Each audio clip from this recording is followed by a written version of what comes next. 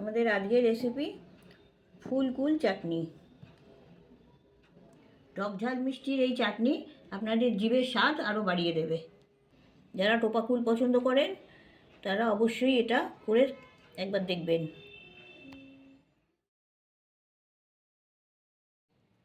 আজকে টোপা কুল আর সজনে ফুল দিয়ে একটা চাটনি করব।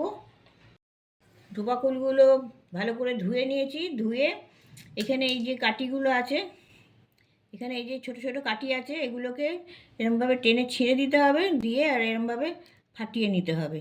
এরমভাবে আমি ফাটিয়ে নিয়েছি, সব ফাটিয়ে নিয়ে 2-3 ঘন্টা রোদ্দুরে দিয়ে রেখে দিয়েছিলাম। তাহলে এই নালটা অনেকটা কমে যায় আর কুলগুলো ভালো থাকে। আর সজনে ফুলেতে যে লম্বা লম্বা কাঠি থাকে, সেই কাঠিগুলো বেছে এগুলো ধুয়ে রাখা আছে। টোপা কুল আর সজনে ফুলের চাটনি করতে ওখানে কড়া বসিয়ে 1 চা চামচ সর্ষের তেল দিয়ে দিচ্ছি। এটা একটা শুকনো লঙ্কা আর 1 চা চামচ সর্ষে ফোড়ন দিয়ে দিচ্ছি।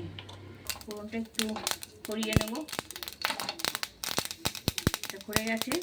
যে টোপা কুলগুলো আমি ধুয়ে পরিষ্কার করে ফাটিয়ে রেখেছিলাম সেগুলো দিয়ে দিচ্ছি।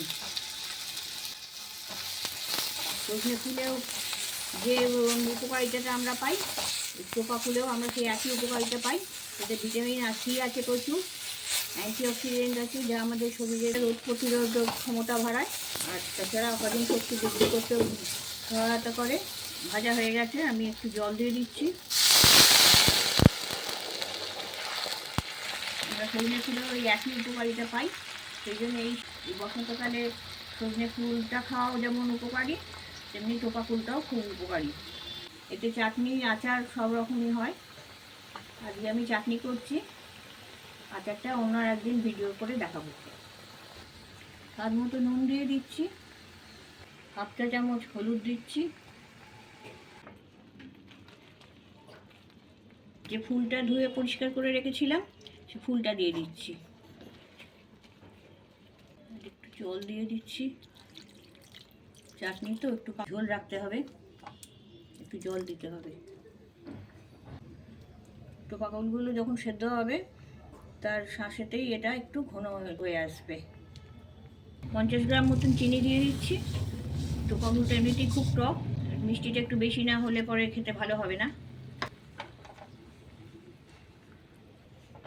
এটাকে খানিকক্ষণ ফুটিয়ে নেবো, ফুল আর কুল একভাবে গলে যাবে।